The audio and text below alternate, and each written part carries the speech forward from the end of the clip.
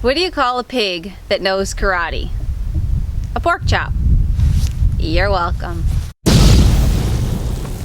So as you've seen from a video the other week, I'm working on a scrap wall in Sam's room using these knotty pine boards that we had delivered last year, and they've just kind of been sitting around. I used them for the bottom of the house to skirt it in. We did the kitchen walls with them, and then they've just kind of been sitting. So Jeremy took out 9 of them from underneath this stuff here, and he has them air drying, but tonight it's supposed to rain and get a big snowstorm, so I'm gonna cut them to the size and bring them in the house so they can continue to dry out, and then I'll put them up on her wall in the house.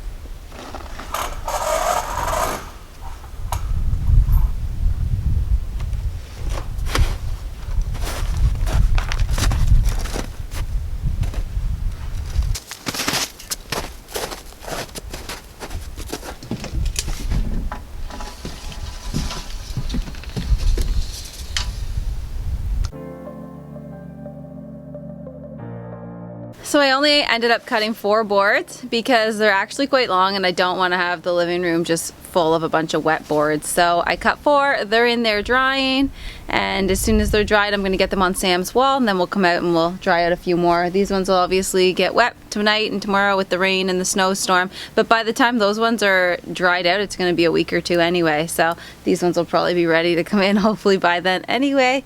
So yeah, I'm gonna get on that. I do have one board that's been in the house drying for a while. I just had to cut it to size and I hadn't done it yet. So it's gonna get cut. Well, I cut it already. I'm gonna put it up in her wall. I'm gonna put it up in her room shortly. So that'll add another board. I think I just need one more. I need it and then one more small piece of one of the wet ones. So yeah, you'll see. Anyway, we'll head in there. Let's clean up this mess. Since we're gonna have a lot of rain and snow, I'm gonna bring in some more wood, so if it's at least a little bit chilly, we have a lot of wood in the house to have a fire.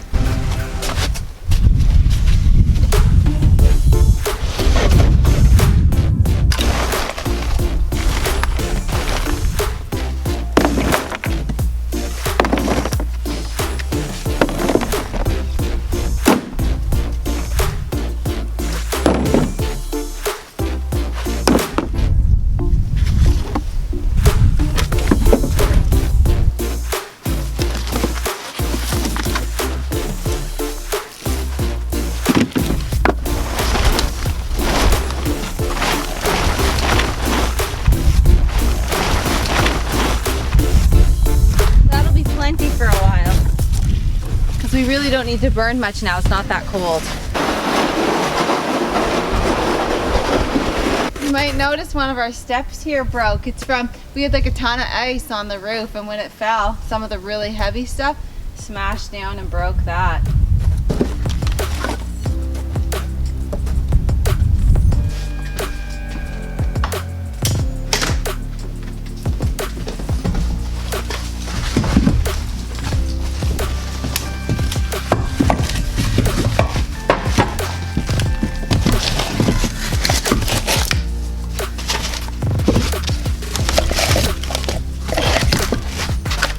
So now Sam and I are going out back where the maple syrup is, because there's a lot of trees that have fallen down and branches that have fallen off of the trees. So we're gonna go collect anything on the ground that's fallen that we could burn in the boiler next time we're doing maple syrup.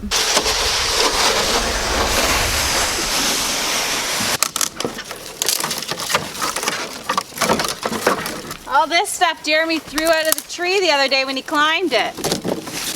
Well, let's throw it in. It'll be all good to burn. She's out here ripping trees down. You're a nut. Huh? You're a nut.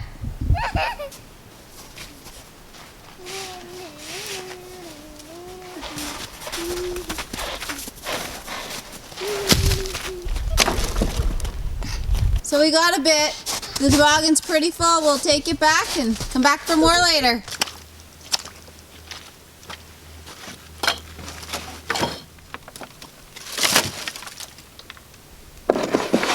I'm gonna grab a few rocks from over here and just place them at the front of the house where it's super muddy, so we can step on them instead of the mud.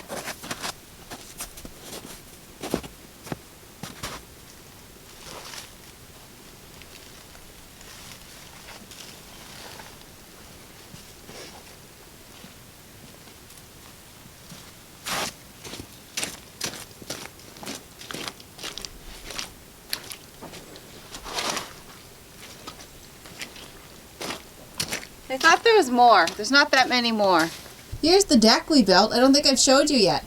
I just had these cinder blocks at the front of the property, and at my other mailbox for decoration was in them, but I take it down every winter. So now they're here until we find a spot for them.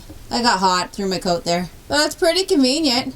So this is the tray to make maple candy, and I'm just cleaning it right now, and then we are going to attempt our first batch of maple candy. So I've never made maple candy before. This is my first time, but I have watched a video on how to do it. And the first step seems to be to take some butter and rub it right around the edges on the top here. That way it doesn't boil over. When the syrup hits the butter, it should help it to go back down.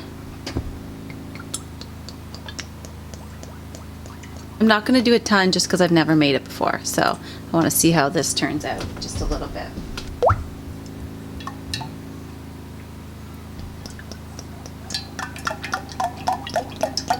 And then about 3 drops of oil, and that helps it from boiling over as well. Alright, now we'll fire it up.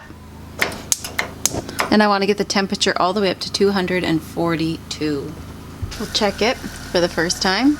I just turned it on, so it really hasn't been on long. 173, 174, oh, 178. That's good, because you got to get it all the way up to 242. You want about 32 degrees above boiling, whatever your boiling point is. And like I said, we put a couple drops of oil, about 3 to 4 drops of vegetable oil, and rubbed butter along the top, because right near the end it'll have a tendency to start boiling over, so that'll help to keep it down. Awesome, we're almost at maple syrup temperature. Now we need to get about 20 degrees higher. It smells amazing. 216, and we want 242. So 221, 222, that's what it looks like. Still need to go up another 20 degrees. Almost there, 239, 240. So when it gets between 242 and 246, you remove it. 244, okay, I'll remove it from the heat. And be sure not to touch it for 2 to 3 minutes, or it could start to crystallize. Alright, now I'm gonna stir it consistently for 2 minutes. Alright, so it's been 2 minutes. I can feel that it's quite a bit thicker. So I'm gonna go pour it in the molds.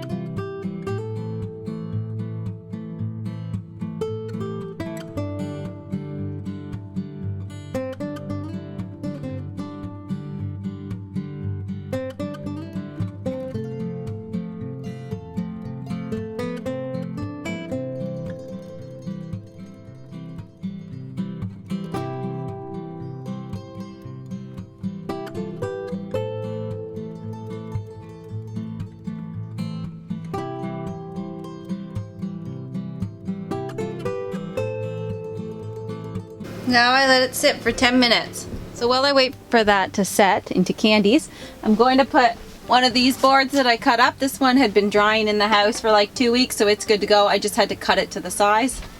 So I'm going to do that right now.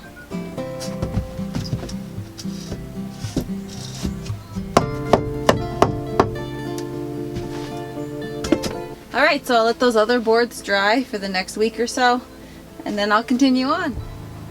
So it's been 20 minutes, so I'm going to pop one out.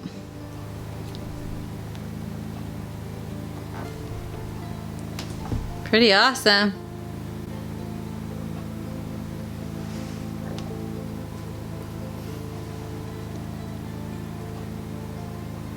Cool. Alright, now to try it.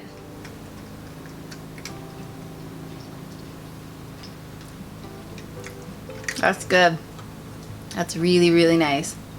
You can kind of taste like how it's becoming like sugary. It's so sweet and yummy. Love it.